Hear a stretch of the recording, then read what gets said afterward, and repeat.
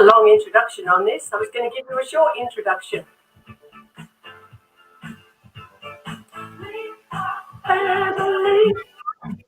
Playing this for a reason. Well, you're not my sister.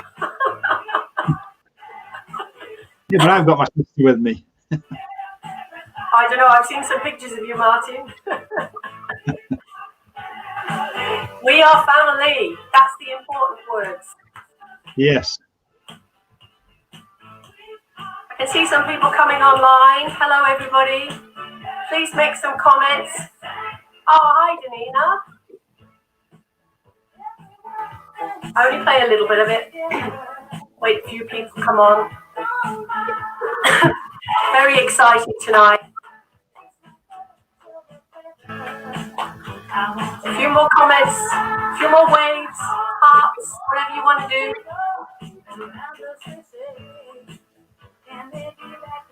Hello, Lynn. Oh, my cousin Dee. Hello.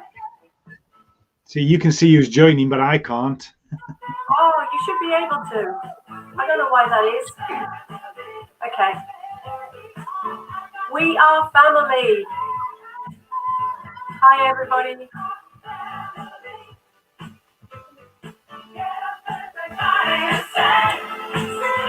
Good morning, Val and Martin. Nice to see you. That's from Karen Wood.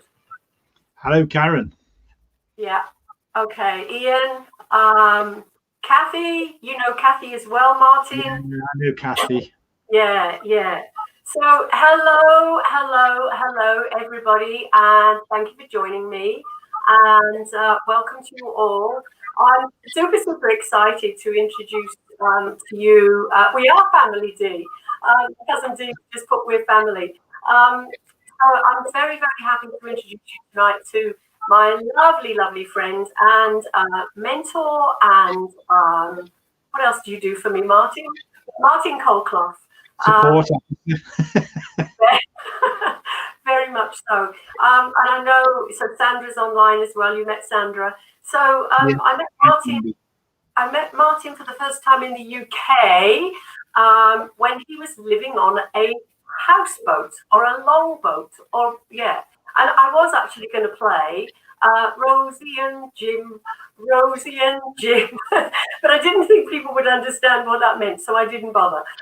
So we did We Are Family instead, because Martin and Steph have become really good friends since that meeting, and they came to Australia twice. Oh, yeah. And yes, we had some antics with cars and traveling and great classes with everybody. We'll talk about that afterwards. And we've just continued to be really good friends. So it was my absolute pleasure when Martin said yes to coming on. So yes, tell me something about you, Martin. What is it you do? And what, you spiritually or just in life in general? life in general, as well as spiritually. We want to know all about you. Well, I retired in 2014, not through old age, but because I'd been working as a medium for about 17 years, 18 years then, something like that. And my spiritual work was overtaking my full-time work as a civil servant. And then I got involved with the SNU, ended up on lots of committees, and all the spiritual work was just, it was getting too much to do the two jobs. So I took the brave step of becoming, what people call a professional medium, and and became a tutor at the Arthur Findlay College. And everybody thinks when you teach at the Arthur Findlay College, that gets you a lot of work. Well, it does at the college if you're booked. But most of the work that I've had has been through contacts like yourself, friends, and other people who've recommended me. And so, yeah, I've been teaching all until the lockdown, the COVID thing, I think has now affected every country in the world. Until this incident started, I was teaching in several countries in Europe, including Sweden, Denmark, Italy, Switzerland, Germany. I was supposed to go into Germany for the first time at the end of November, but it's in Holland now. I've been invited to teach in Holland, and it's all dependent on whether the travel can come. And that led me to starting a training company, which I believe you're going to talk about that later, so I won't steal any of your interview questions. But I started a training company where people can get qualifications in mediumship, I believe, and it's recognized by an awarding body, but I'll explain that more when we get to that part of your show. But yeah, I do mentorships on Wednesdays and Fridays. Most of my students are in America. And I know you want to talk about the Fox Pioneer Centre and the services, but I do that as well. On top of being a minister of the Spiritualist National Union, where, I do weddings, funerals, namings. I did my nephew the other day. That was lovely, my great nephew, because and it was a happy occasion. The one I did prior to that was his brother who sadly passed away, and my niece wanted him naming. So yeah, we do namings, which is, I suppose, it's a bit like what the Christians do. It's a christening, but we don't use water and the cross. And we use flowers as Earth's purest gem in the naming. And we're doing one of the fellow directors of the Fox Centre on Wednesday. If people want to come, you'll see a naming service. Sadly, a little bit of the specialness will be missing because of COVID. Nicola will be down where she lives, and I'll be here in Stoke-on-Trent. But it'll be the first time I've done it online. It'll be interesting to see. So basically, that's me in a nutshell. I'm a dad, a granddad of 11 grandchildren now. Wow. 7 children between us, me and my wife, Stephanie. 2 boys and 6 girls. 5 girls, sorry. So, and there's still some of the children who haven't had children. We're not forcing them to have children, but there's still my youngest and Steph's youngest who haven't given us grandchildren yet. So Christmas, birthdays, Easter gets very expensive. Yeah, that's the thing when families start to grow. Yeah. But yeah, I enjoy being a spiritualist, and I'm a spiritualist in the whole sense of it. If it wasn't my religion, I wouldn't have taken the privilege of becoming a minister and studying to become a minister, which it used to be a lengthy process. It's still a big training process, but the way you can become a minister has changed now. You can apply yourself, people can put you forward for it, and there's 2 stages. You have to be an officiant first, so we can see how you're working, and then you can become a minister. And so spiritualism is my religion, and national spiritualism. And sometimes I understand when people say, well, why don't you include Jesus in it? And I think most national spiritualists will observe Jesus as a good teacher and a philosopher, but we don't. Those of us that know, we have 7 principles, and the 5th one is personal responsibility. We believe we're personal responsibility for ourselves, but also responsible for helping others spiritually. So the personal responsibility, we're personally responsible for each other.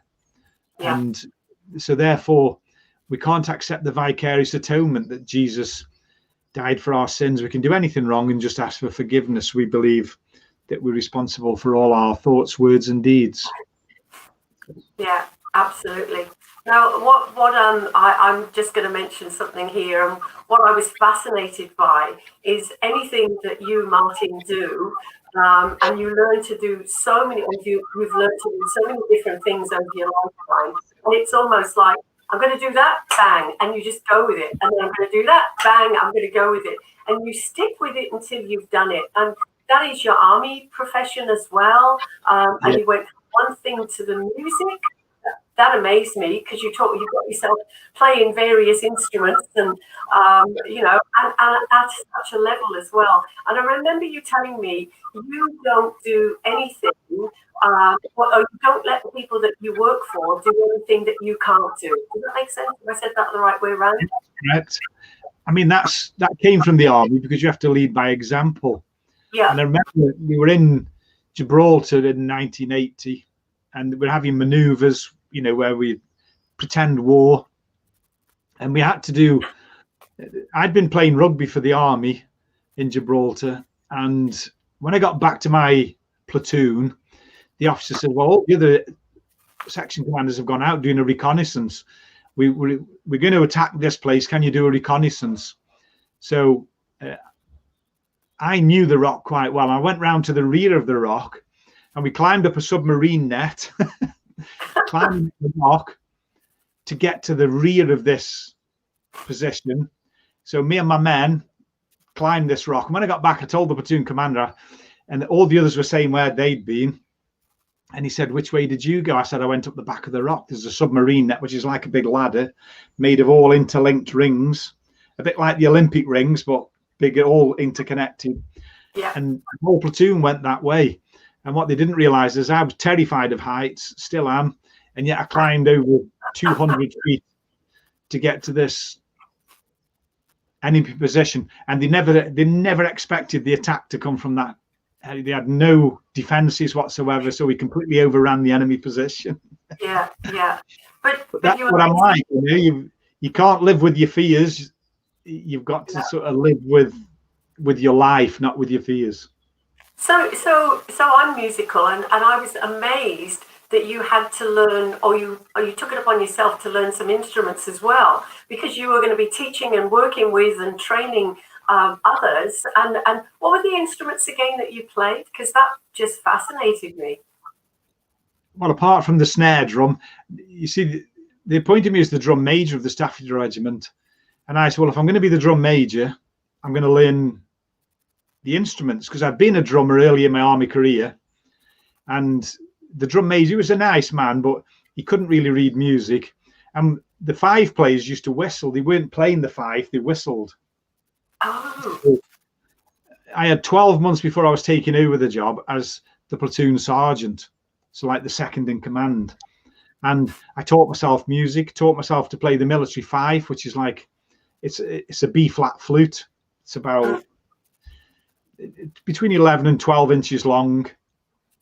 There's 8 keys and 6 holes. So I learned that, the bugle and the snare drum. So I learned all 3 instruments. I learned to read the music and to play each instrument, so that when I was teaching them, I could teach them how to play it correctly.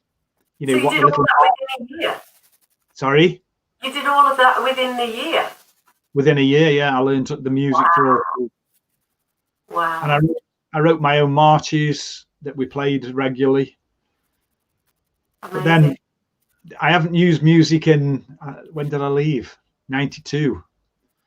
So 28 years, and I haven't touched a musical instrument. But that's interesting, because whenever we've chatted or been getting prepared for classes or whatever, you're whistling and humming along, and it's always your military music or your classical music. It's really interesting. I do love music, and I'm not a fan of this modern music where there's no instruments. You know, they call them groups, but I come from here where a group was 3 boys with guitars and a drummer, you know, and they were proper musicians, like the Beatles and the Rolling Stones. You could go on and on, you know, Union Gap, all these people, the Honeycombs, they all learned to play the musical instruments. Roy Orbison, Elvis Presley, although you see Elvis backed a lot, he played a guitar first. And I love that sort of dedication and real music rather than electric music that we have nowadays with people screaming. We're going to offend people on that one. But the other thing that I loved as well was we talked about the education, you know, the spiritualist education. And I said to you, I've said to you many times, I find it really hard to get disciplined. And you said you should just do one question a day, and that's what you did. I still can't do that, Martin. I'm doing something wrong. Yeah, well, we all study in different ways, and we all take this. There's 4 ways of taking and learning. There's visual, audio, reading, and kinesthetic. That's right. In the teaching system, it's called VARC. And with the qualifications I've got, they teach you VARC, and you have to find out which is the best for you. And some people are better at the visual, watching people do it. Some people are better at listening, like they're doing now. But so this is visual and audio. Some people are better at the reading, but we all have different ways of learning. Now, for me, I have to get it done, otherwise I get bored, because I'm a Pisces. So I'm enthusiastic to begin with. If it doesn't take off, Pisces become bored very quickly and they're looking for the next project. So for me, before I started to getting my qualifications with the SNU, I did all the education courses: SD1, SD2, SD3, SD4, S5, D5, O1, H1, G1, G2, G3, and then I went for the qualifications. And so I did all the education. Yeah, that's such a huge amount of things. I'm just putting up, you can probably see that comment now. Karen's just said, "You are not alone, Val, because I struggle to knuckle down as well to study." And it's really hard sometimes. Well, the best way to do it for me, and I'm only speaking from my point of view, is I read one question. I read the paper, then I look at the question, and as soon as the ideas come in my head, I start to write them down. And then you become inspired and you keep writing. And with the modern technology, we've got computers. You can put them in the order that you want to, cut and paste, and then it all makes sense. And that's the best way to do it. I was very frustrated the other day because I submitted, Karen and I are both doing our SD2 and SD3, ready for us doing the DSNU, which is the Diploma of the Spiritual National Union. And we're both struggling a little bit. And I was so deflated the other day. I wrote this fantastic first question, and I thought I'd answered the question. And he came back and said to me, "Your answer's great," but he said, "It doesn't answer the question." So anyway, I'm going to go and have another look at it and break it down. Now, you mentioned that you're a Pisces. Now, I found it fascinating that we are born 4 days apart, but the same year. Yeah. Well, we've shared 2 birthdays over the last 2 years, haven't we? So yeah, we have. We shared 2 birthdays. We've not shared the birthdays, but we've been together when we've had the birthdays. Yeah. And the same age as well, but we won't give that away because there's ladies present. So that was that. And of course, when you came over here, we'll go back to some of the things in a minute. When you came over here, you decided, like a lot of people who come to Australia, they don't realise the vastness of the country. Yeah. So you and Steph decided that you were going to go down to Melbourne and visit Steph's family, and you were going to get a car. So you took my car, and we're going to go on a scenic route. So normally to Melbourne, I think it's about 7.5 hours or something. Or it's longer than that, isn't it? It's about 12 hours. On the scenic route, I think it took us 15 hours together because we stayed overnight in a little town. Well, we thought it was a halfway point, so we drove 7 hours from you. Yep. And because we were sightseeing, it was another 11 hours after that. That's right. We turned up at home with 2 speeding fines later. Well, exactly. And I did say, watch your speed. And I said, because they're very hot over here and they'll give you a ticket as soon as look at you. So Martin only got 1 ticket for 2. And so that was a bit of a joke and a bit of fun. But it was great because you went the scenic route, saw different parts of Oz that you wouldn't have seen, and then came back via the highway, and you could see the incredible difference. But again, I've said, the size of this country, people have got no idea how big it is. So next time you come, you're flying down there and back. That's right. We did, when we came this year, just before everything was locked down, we flew up to you and flew back to Melbourne, if you remember, because it was so much quicker, so much easier, less stressful. Yeah. And what we loved, because Martin, for people that does ordinary mediumship, mental mediumship and trance mediumship. And we did the courses for both when you were here. And all of the students absolutely loved it. And your way of teaching is so different to the way I've seen other people do it. And it was very gentle, such a lot from you and what you taught us. Thing is, if you want to get the best out of an adult student, you've got to treat them like an adult. Yeah. And by the time we get, to our 20s, 30s, 40s, we've all got our hang-ups and things that bother us. And we perhaps haven't been to school for a while. And people don't want to be shouted at and cajoled into doing it. And like say they've got a fear of standing up in front of people. It's no use me forcing people to stand up if they've got a fear, because there's a block in the mediumship straight away. So if you leave it to their choice, you usually find those that have a fear of speaking in public will go later in the class, and they'll see all the others, and they, instead of getting more fearful, they start to relax because they're not being forced to speak, and then it's up to them if they speak or not. And I found 99 times out of 100, if you allow them to speak in their own time, not say, right, you're going now, you've got to get over that fear. If you let them speak at the time they are ready to speak, then they're more open to the spirit world, open to the recipient, open to the communication, and the communication happens rather than them struggling and trying to fight for information, rather than just doing that intelligent two-way communication. And I think with a lot of, I'm finding with a lot of my students, the block and why they're not getting further forward is themselves, their own fear. Yes, yeah. Yeah, and I think if anybody's got any questions, by the way, fire questions at us and Martin, because Martin would love to answer questions as well as myself.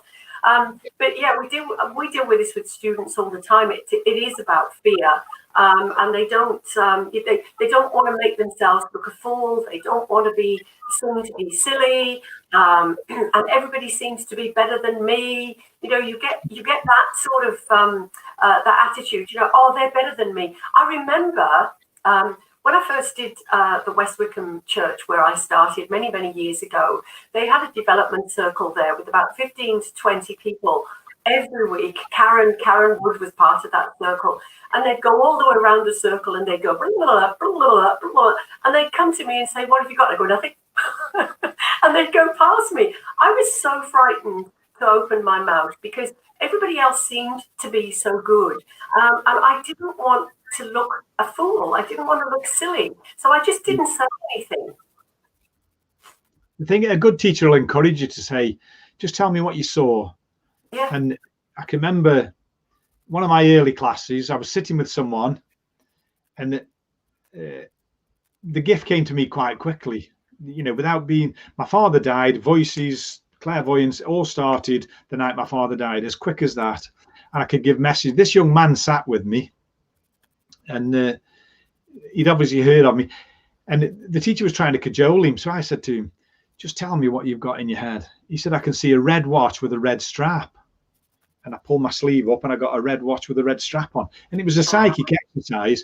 And the confidence that gave him, he said, "Well, I can see this now, I can hear this, and I can see that." And he opened him up. The fact that he just picked up that I got it, which he hadn't seen previously. And some of our students are shy, don't like to be in front of people, don't like to be in groups or anything like that. But you know, when you encourage them and nurture them, I treat them all like my babies. You know, I want to get the best out of them. So I'm going to really make sure that they do their best. Somebody's just asked the question, Martin. I'll put it up for you to have a look as well. What started you on your spiritual journey? You just mentioned about when your dad passed. Well, the night my father died was the 4th of January, 1997. And I'd gone to his house. He was in the ambulance when I got there, and they were doing all the defibrillation and everything. And there was a couple of bleeps. Anyway, we all had to follow in cars. But by the time I got to the hospital and parked up, he'd passed away. So I took my mum home and dropped her off at home. And driving home, which was about a 3-mile journey from mum's to my house, was about a 3-mile journey.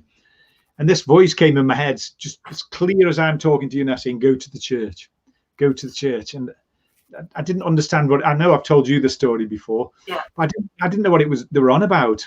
So I just spoke back to these voices, and I said, "I can't go to the church. I've got to go home and tell my children that the grandfather's died." So I got home. Next day was a Sunday. Coming back, and the voice was there, "Go to the church, go to the church."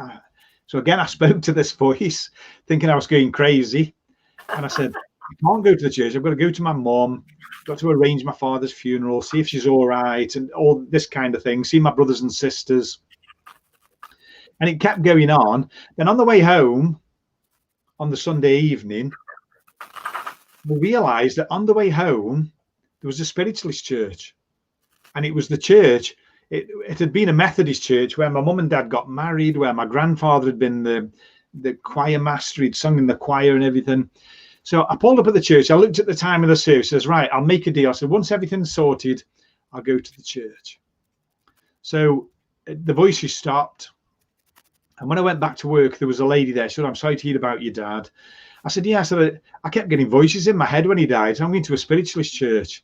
And she asked me which one. So I told her. She said, oh, I'm a member there. Another coincidence. She said, I'll come with you. So she took me. I remember the medium to this day. His name was a lovely man called Ron Madden, who's now in the spirit world. And I think I was the last one or penultimate one he came to. And he was a direct medium, which means he picked you out. And he described my dad to a T, said how he used to go to this church. So I was saying, yeah, before it was the spirit, yeah, but he's just telling me this church is special to him. And there's a photograph of him standing in a shop with sweet jars behind him with a lady who wasn't his wife. And that was Mrs. Lacey, who was my dad's shop assistant. I said, yeah, I said, I've got that photograph of my father. And that was it. I was so happy. Anyway, I was waiting around. There was a picture on the wall of Gordon Higginson, who I didn't know who he was. Yeah. I thought, he must be special. Why is he on the wall? And again, the voice said, oh, that's Gordon Higginson. So then the president of the church came to him. He said, how can I help you? I said, that man's made me very happy. I want to do it. I said, there's this man, Gordon Higginson. He said, yes, did you know him? I said, no, someone's just told me.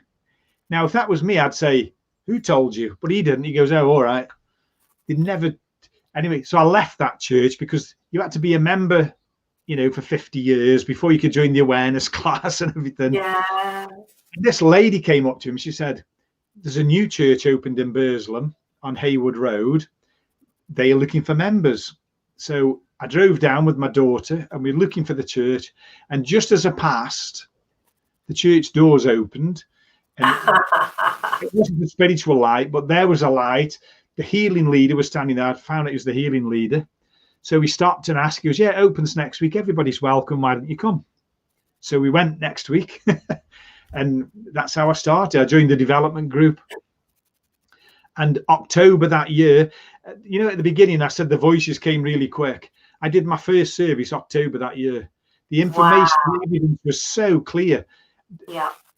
And the president of the church was a very, very good medium. Sally, she's sadly died of cancer. She's in the spirit world. She said, I want you to come and work with me. You need to get out there.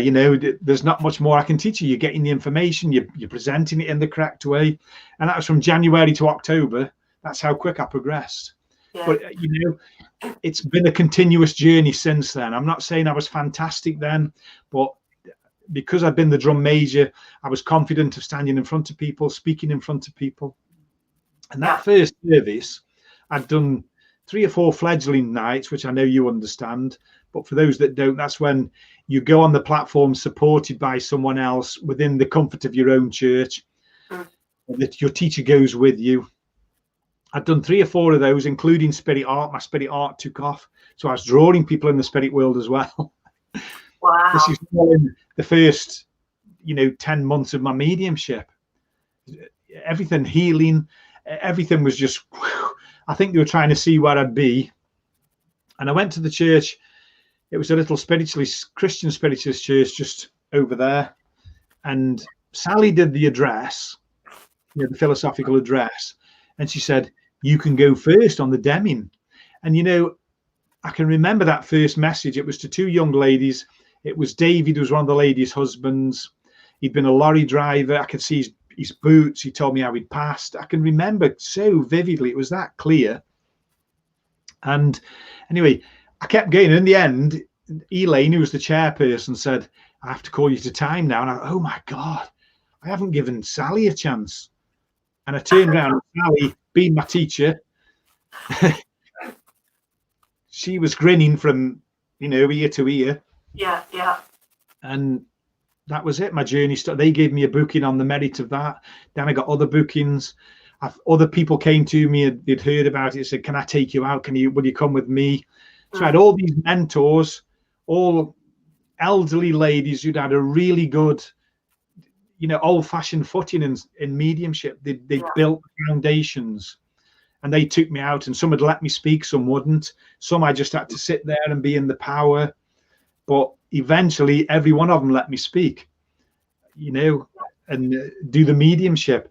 And then I got bookings in my own right, and it's gone on from there. It's interesting because when you were talking, there's one thing I need to go back to. You said you were a drum major. My ex-husband was in the Grenadier Guards, and when they were doing the mass bands concerts or displays, whatever you call them, I went up to the drum major and I said, you're the drum majorette. And everybody just died around me. So, and I just got the wording wrong, but he thought that was so funny and he thought it was really good. It would, because drum major is one of the most senior appointments in a regiment. It's an appointment. It's not a rank, it's appointment. And the history behind it goes back hundreds. They were in charge of the punishment, whipping people, teaching the drummers how to get 20 lashes. Trust me to get it wrong. So Brett has just come online. So hi, Brett. And hi, Janina's asked a question. I'll just put it up. So it's Vala Martin. Have you had a memorable student that we could learn from in either a positive or negative perspective? I think that's a bit of a difficult one, isn't it? Yeah. Well, I've got some memorable students from Australia, actually. Really? With all credit to Val, but I know Kathy's here. Sandra as well, the lady who was born in London. Yeah, Sandra. Both those ladies impressed me immensely because whatever I gave them, nothing fazed them. So from Australian point of view, they were fledglings and yet did every single thing I asked them. So did everybody else, but I know you've mentioned Kathy and Sandra, so they impressed me.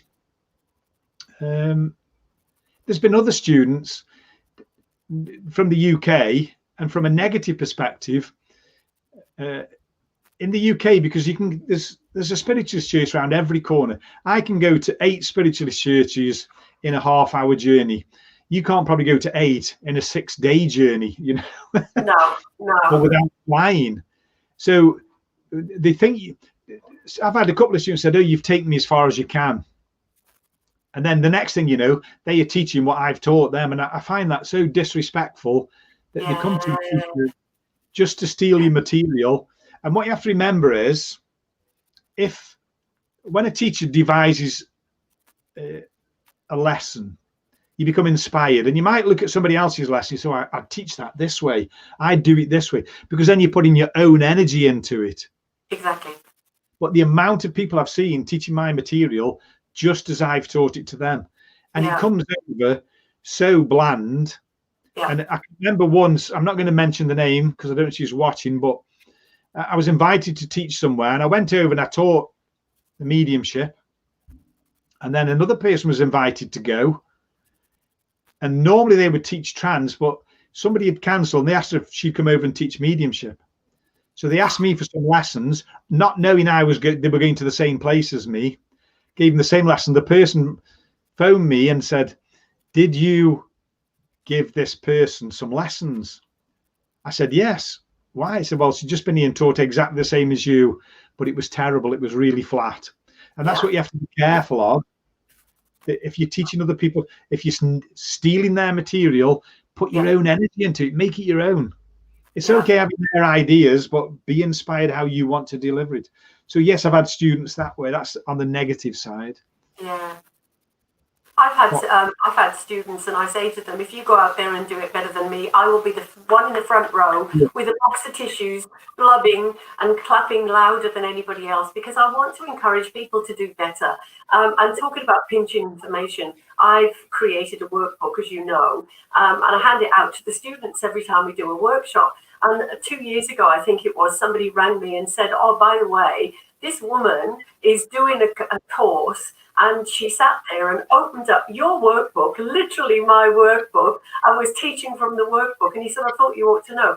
And it is a real cheek. And yeah, if you pick a bit from everybody that you work with and then put that together in your own unique package, and it's the same with the type of mediumship you do, but don't just blatantly pinch it. Yeah, I don't think we can teach. It's going to sound like a contradiction. I don't think we can teach mediumship. We give people the tools to teach themselves mediumship. I get that. because we can give them, I can give them, I mean, I've got my little Harry Potter book, as you know, you've seen it, with all the exercises in over the last 6 or 7 years. Every exercise I've devised is written in there. I lost it once. I was in a panic mode, but I found it in a folder that I'd taken to Australia, funny enough. And I forget the point I was going to make. The important thing is when you get an exercise, put your heart and soul into it. You know, don't just sit there. Oh, that's it. About teaching yourself mediumship. We give you all those tools and all those lessons I could give to people, in the same as in the books that I've written. But then they've got to keep practicing. The fact that it came quickly to me, I want to say easy, but that's like a bit disrespectful. It came quickly to me. Since then, I've been learning now for 24 years. Something new, not every month, but at least once or twice, 3-4 times a year, something new comes. There's a change in how I deliver my message. There's a change in my clairvoyance. There's a change in my clairaudience. There's a change in the type of information I give. And you've got to look for those and not be afraid of it. If it goes wrong the first time, you can't, what did you do that for to the spirit world? Why did you do that? You made me go wrong. No, they are learning the same as you're learning. It's like a mechanic when he's trying to fine tune a car. Until he gets it right, that car can be coughing and spluttering, backfiring. But don't you find that the spirit world are testing us the whole time? I say this to my students. It's almost like, how much do you want to do this? How good are you? How determined are you and dedicated are you? Because this is a very, very difficult job. It's not easy. I mean, you know, with some professions, you learn your profession. You've got a script, whether it's music or whether it's, singing or, those sorts of things. Or you've got manuals that tell you exactly what to put where and how. But with this, it isn't. So it's a little bit different, isn't it? It is difficult. Yeah, and people think, oh, he's a professional medium. That's easy. No, you have to have enough to give up a full-time job, earning over, at the time I was earning over 24,000 a year in my full-time job.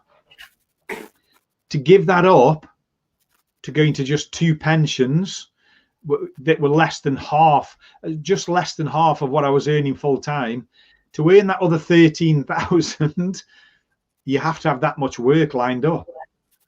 You can't just, you cannot just be, you can't say one day I'm going to be a professional medium. No. You've got to have all that experience, the teaching experience. Start off your own little group, teaching a circle, then, you know, or 2 people, then 8 people, then just say I'm putting a class on. You've got to build it and have enough material. If you're putting a day's class on, you need up to 6 different lessons for one day. Yeah. And if the students are advanced, you probably need 8, because they'll probably do the exercise quite quickly. Then you need to think on your feet and fill in that time that they've used up. Yeah. It's not as easy as people think. It's not as glamorous as people think. It isn't glamorous at all. And I say to people all the time, you know, you go to do a dem, you do the dem, you come away, you tear yourself apart. I should have done that, could have done that. Why did I do that? I should have done that better. And it's really hard. That's what I always used to like, to go with somebody so you could get that feedback on the way home. But yeah, and when you go to some of the churches, and I know this has been my experience, you go to the church, people don't really want to talk to you. The chairperson doesn't want to talk to you, and it's almost like you're a leper.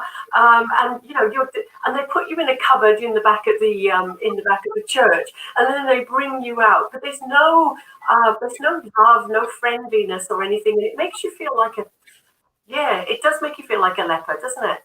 Well, before COVID, let's say if I went to Sweden, you've got to be there for the evening, so you're catching like a 4 o'clock, 5 o'clock flight. So you're flying. Normally to get to Sweden, you have to go to Amsterdam. So you sit in Amsterdam for 2 hours. So then you jump on a plane from Amsterdam to Sweden. Then you go, and I'm lucky in Sweden because I go to a friend's house. I made friends with the course organizer like we did with you. Yeah. But I'm using Sweden as an example generally, and you go there and they stick you in the cellar or you're stuck in a little hotel room and they're trying to save on costs, so it's not a 5-star hotel room, it's probably a 1 or 2-star hotel room. Yeah.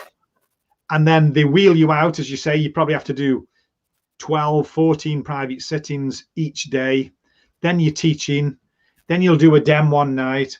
Then, because they want to save money, they fly you home Sunday evening. So you finish at 5 o'clock, it's bye-bye. You jump in a taxi, go to the airport, or on a bus or on a train, go to the airport, you're waiting in the airport, and it's that constant cycle. Every other weekend of doing that, and I'll be honest, since the lockdown I've done lots of work online. It's been more relaxing and I've been earning the same money teaching on.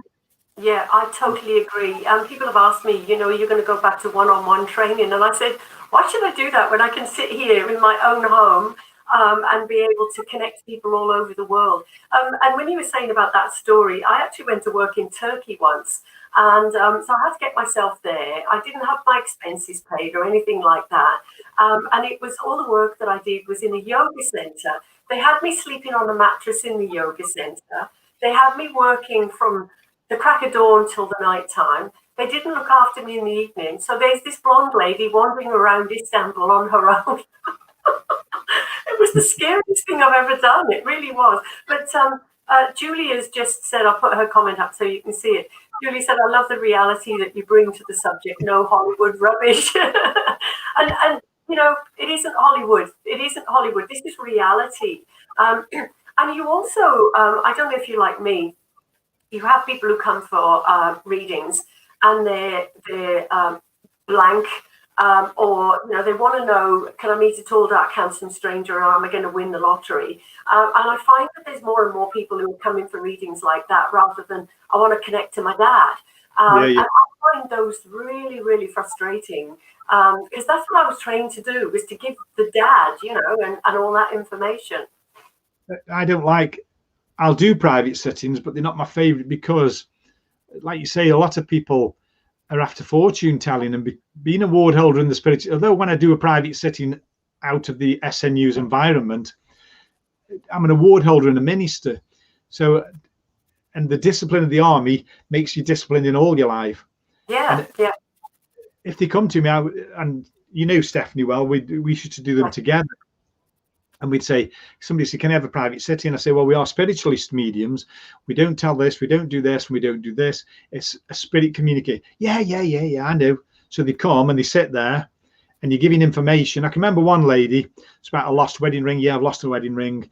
And your mum's saying it was past, can't place this, can't place this. And you could just tell. So I said to her, we've both given this information. We've linked to the same lady. We can tell you what more. She says, well, I wanted to know if I'm going to sell my house. I tell you what, I said, you go. I said, because you haven't really listened to what we've told you. All you accepted was the lost ring. You've been waiting for us to tell you whether you're going to sell your house. And we told you on the phone that we don't do that. Yeah. Do you want to sell your house? She said, yes. I said, well, put it up for sale and you'll probably sell your house. Yeah. I must admit, I'm disillusioned by readings, really. I love the teaching. I love doing the churches, the dems, whether it's in a church or private. But I'm very disillusioned with readings at the moment. So it's nice to hear you say that, actually. So I know time is marching on, and we wanted to mention, so not only are you Spiritual National Union, yes, Ruth, we find readings just as easy to do online as we do in person. Is that right, Martin? Yes. Yes, the spirit world has got barriers. There's no barriers to the spirit energy. No, exactly. So the other thing that we need to talk about is your TSF and the Fox Pioneer Centre. And I will put links up for those so people can see. If you want to just talk about those.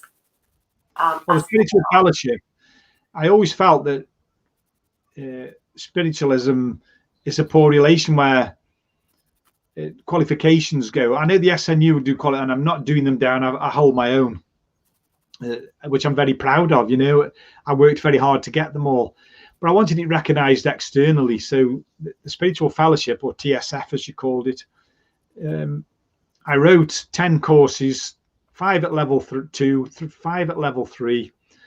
and got them recognised by an awarding body in England up to what's called an FQP level, so focus on quality provision. So not on the credit framework, but they're recognised by an awarding body who was recognised by the Office of Qualifications, or for short, Ofqual. And they include mediumship, evidential mediumship, trance mediumship, healing mediumship, inspirational speaking, and religious and life philosophy. But also the trance mediumship, sorry, it isn't called that if you go look, it's called working in the altered states within mediumship, because I had to make it sound sensible to people who just didn't understand mediumship. But people like yourself have taken these courses. You get a lovely certificate from an awarding body. You also get certificates from ourselves. But the important one is the certificate from the awarding body, because it says you've got a qualification in mediumship and public speaking. And anybody, I feel, anybody that does mediumship, it's really, really good to go for these qualifications. And it's not, listen, I'm still doing qualifications, and it's not for any other reason except I want to do it for me, because I'm learning all the time. And I think to be a good medium, you have to have a good all-round grasp of the subject. It's like any subject, isn't it? Yeah. So that's brilliant. And then you set up during lockdown the Fox Pioneer. Yeah, well, you know, because you're a director of that, and it came about. I was talking to a friend of ours, Nicola, and she looked at this site where there was all these online churches, and I said, well, we should start one. And originally it started as Wonderful Wednesdays Divine Services. And we've had as many as 70 people attend. And I think the least we've had is 17, 14, 17, something like that. So there's always a good number there. Several people from Australia, you know, Sandy and Kathy turn up regularly. And Brett, with his glass of wine, turns up. And he's very respectful. He doesn't drink it during the service, but at the end, he always goes, cheers. And we've had some excellent mediums. I couldn't say we've had one bad medium. And as it went on, we started doing Friday classes, just myself and Nicola. Then you came on board and we said, you know, we're going to try and make it professional, make it a church. We need you to be our link in Australia. Then you start one in Australia and see how we can make it grow around the world. Yeah. And it's taking off slowly, you know. Rome wasn't built in a day. There's a message from Brett there. Oh yeah, thanks, Brett. We grow, and the three founders, myself, Nicola, and you, we are teachers on there. But then we've got tutors from the Arthur Findlay College, Lynn Parker, Tim Abbott, Penny Haywood, Kim Moore-Cullen, also Sheila French. They're not all tutors at the college. Like Tim isn't, and Sheila isn't, but they're all, you know, renowned tutors from around the world. There's no bad tutors on there. Every one of them is an international medium and teacher. And if anybody wants to go and have a look, the information's up on the screen there. But if anybody wants to go and have a look, there are some incredible courses covering all sorts of different things: spirit, art, trance, speakers, beginners mediumship, all sorts of things. Mediumship, animal communication. Animal communication, yeah. And the courses are £45 for the day. That is very reasonable. You get 5 hours tuition for that. Yeah. With in different time zones. Yeah, with good breaks. I know the courses that I'm doing, every course that I do, I'm doing it in 2 time zones. So I do it 6 o'clock here and 2 o'clock in the morning here. So Ian put that's dedication a bit earlier on. And yeah, we're very, very dedicated to our craft and to spiritualism. It's very important to us. So I just want to mention something funny, because I was getting dressed tonight and I didn't know what to put on. And Ian, cheeky Ian, said, you'd look good in a black bag. So I said, oh, there's a story to that. So somebody actually said that to me once. It was a guy I was going out with. He said, oh, you'd look good in a black bag. So I actually got myself a black garbage bag and made myself the most amazing dress with a belt and went round to his house. And I said, oh, aren't you going to ask me to take my coat off? And then he did. And there I am standing there in this black bag. And I looked drop dead gorgeous. It was just so funny. But so don't challenge me, anybody, on anything, because I'll do it. Anyway, so books, you've written books. And then, so easy, mediumship made simple. Simply Mediumship, a beginner's guide, and then Simply Trance Mediumship, a beginner's guide. Yeah. The Simply Trance Mediumship, I'm looking at getting converted into an ebook because they sold out completely. So I've got my third book that's with the publisher at the moment, but sadly her printer was not physical printer. The human printer, Leighton, died in a fire at his farm. All his barn set on fire and he went in. Nobody knows why he went in. It all collapsed and he died, sadly. So my publisher's looking for a new printer. Yeah. And then it'll be Healing Mediumship, Simply Healing Mediumship, a beginner's guide. And yeah. And what I love about your books, Martin, is they are so simple to read, so easy to read and easy to follow. And I know any of my students that have read them, and I know I sold quite a few when you were over here, and they all said exactly the same. And it was lovely because they said it was like listening to you talking to them as they were reading it. And the other thing we've said about how wonderful Martin is, but he wrote those books from start to finish and didn't stop. He just did it. Yeah. Well, I sat with the first one I wrote years ago, and I sent it off to be published, and the publisher didn't want it. It was Derek Akora's publisher, and we've got enough mediums. So I left it for 10 years, and then Tim Abbott wrote a book, Raising the Standards, and I told my friend in Sweden, I said, I wrote a book, and she said, well, is it published? I'll sell it for you. I said, no. She said, well, get it published. So I looked at it, renewed it, and got it published. The publisher, Consci Publications, made it look as good as it is.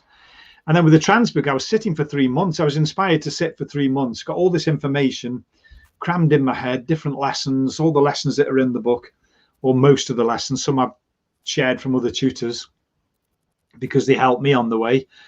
And then after about 3 months, I went to sit, and the voice that you hear said, no, it's time to write now. So I sat one day, I wrote for 8 hours, and Stephanie came home and she goes, what have you done today? I said, oh, I've just been doing this. Just get off there, get tea done, get something else done. And then the next day she went to work and I did the same, 8 hours, and it was all done. Sent it off to Candy. I never read it. I just typed it, sent it off. Candy proofread it, obviously. When I got it back, and I'm not being big-headed here, but when I said, God, I wish I'd had this when I was learning trance. It stunned me, the information that was in there that I'd written in 2 days and just sent it off for publication. Yeah. It was all, the spirit wheel had crammed it into my head, and I just had to get it out or lose it. And I love the fact that whatever you've wanted to do in your life, you just get on and do it, and it's from start to finish. It's done. And if it doesn't work, it doesn't matter. As long as it doesn't cost you a fortune, just get on and do it. We should all take a leaf out of your book, I think, Martin. So let me quickly mention as well. So if anybody wants any information, please send me a message and tell me. So if you want any of Martin's information, or to go on my database, or to be connected and linked to Martin, let me know, and I can put you onto my database list so you'll get all the updated information. But I just wanted to promote a couple of people, because Nash, which is the New Addington, I'll just put this up, New Addington Spiritual Healing. Now they're in the UK, and Martin, you're going to have to do a dem with me there. These people are lovely. They do about 6 or 7 things a week. In fact, they probably do more, because it's 6 or 7 days a week that they work. But they've been so supportive of me and what I do with the students, which is great. And then we've got Connected Spirits, which is Brett's Church, which is on tomorrow night. Again, if anybody wants any information. So it's Connected Spirits with Wollongong Spiritual Church. Because of the lockdown, we're doing a combined thing. And tomorrow night, we've got Dale Clark on, who is going to do tarot reading. which is going to be, it's different. It's just something different. And then Wednesday, we've got the Wonderful Wednesday, which Martin's already mentioned, and I haven't got a link for that one. But it is. If you go to Fox Pioneer Centre on Facebook, the link's on there. Okay, so Fox Pioneer Centre, which is there. Up, yeah, and have a look there. So that's 7 o'clock 7 o'clock Australia time, 10 o'clock UK, and then Brisbane Spiritualist Church. I'm working there a bit later on, and they do Sunday services at 7 o'clock. If anybody's interested, there are so many wonderful places that are doing online things free of charge, and there's so much for you to share with. So that I think is fantastic through the lockdown. Now I wanted to mention quickly also, Victoria here is really doing it hard. They're on a curfew. They're on, they're on. You can only go 4 kilometres. I think they've just spread it a little bit more. It's getting better. But they thought they were going to be out of lockdown by the 13th of September. Then it was going to be the 13th of October, and now it's the end of October. So there's a lot of people who need help and support. So if any of you out there are in Victoria or know somebody in Victoria that needs some help, let us know, because Sue Williams and myself are going to be doing, now whether it's an afternoon tea or, high tea or, a 6 o'clock drink of wine with Val and Sue, it doesn't matter, but it's bringing people together when they're in difficulties. I know the UK is about to go into third phase of the virus, aren't they, Martin? Yeah, today strict regulations have come back in. Okay. So anybody listening out there? Yeah, 6. You can't be in groups of more than 6 socially. But then, you know what? Sorry? I was going to say, one of the messages that I want to say is, if you're given instructions, listen, because they're only giving you these instructions for the benefit of your health, not theirs, for yours. Yeah. The Prime Minister's immune now because he's had it, so. Oh, okay. Boris was really poor with it. He was in hospital for a week. Yeah, I know, that was a long time, and he really looked sick, didn't he? And I feel sorry for all the governments that are dealing with it, because they put the advice out, but they also get the blame, and I don't know if it's the same in ours. Yeah. Here, the government can't be right for doing wrong, and you just follow the advice. Yeah, my mum is in South Wales, and she said 3 youngsters came back from Ibiza, which is the partying island. They all brought the virus back. They were from 3 separate families who put it into their family, who spread it to others, and it's just grown. So now my mum's town is on complete lockdown indefinitely.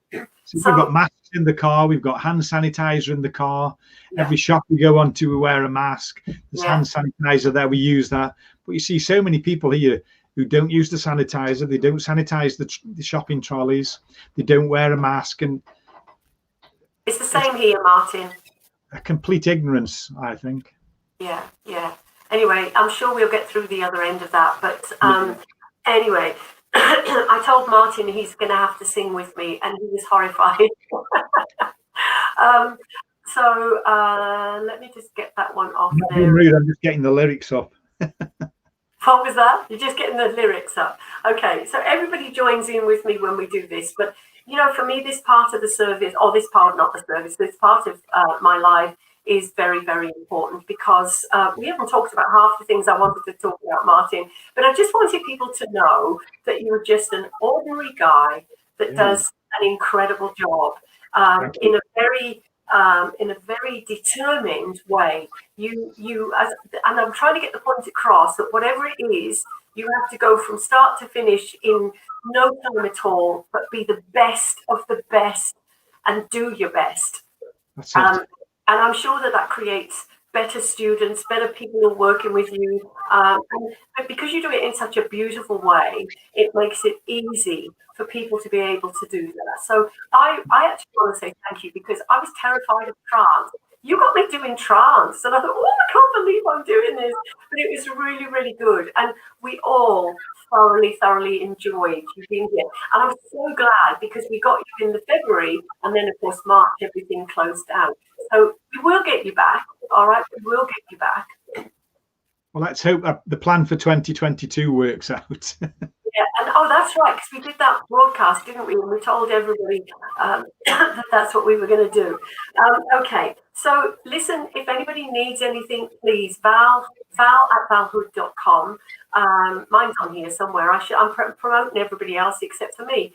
Hold on, and I will find it. So there it is. So val@valhood.com, and it's really important that we want to help.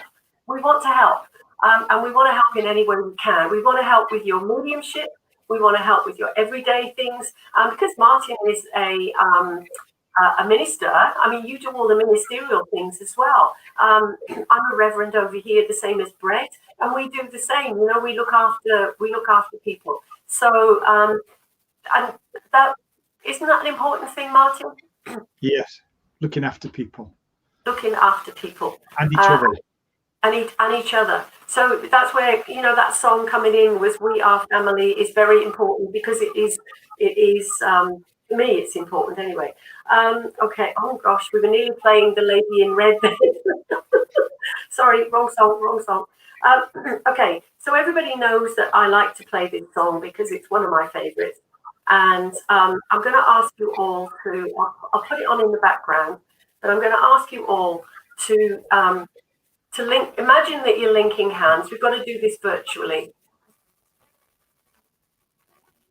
We're going to do it. So we're sending out the energies of healing with your left hand. We're sending it right around our world and all connecting to one another, and sending out that really powerful energy. We're asking Spirit to help us. We're asking Spirit to send that beautiful energy out to everybody. And I know they listen, I know they act, and I know that they'll do it. So it's not only to our planet and everybody that needs it, but, you know, the whole universe. Let's just make sure that this is the best that we can do. I don't think I'm making sense here, but anyway. So we're going to sing the song. For you and for me and the entire human race. There are people dying, fair enough for the living. Make a better place for you and for me. Come on, everybody, sing. Send that love, that healing. A better place. Can't hear the music, Val. There are people dying, fair enough for the living. Make a better place for you and for me.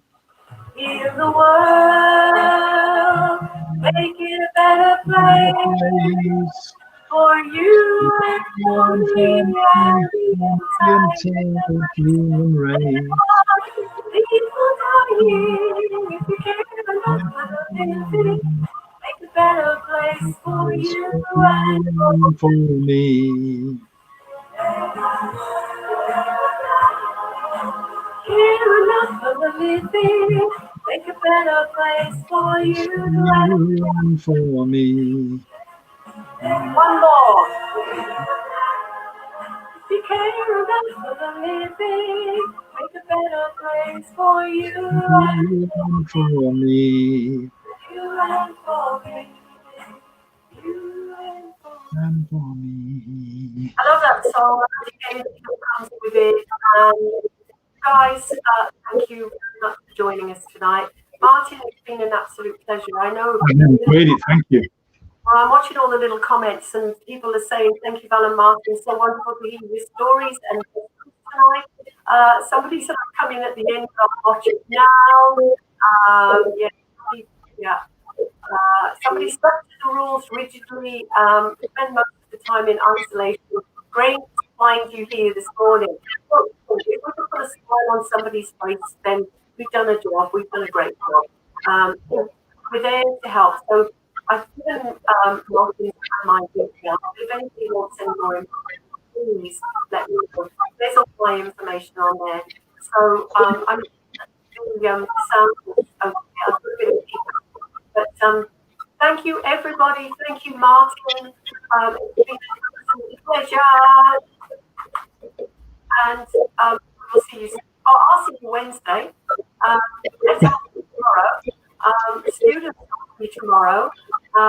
Yeah, and thank you. I look forward to hearing from you. Any more comments for next week, please do let me know. But thank you, everybody. I'm going to close you down.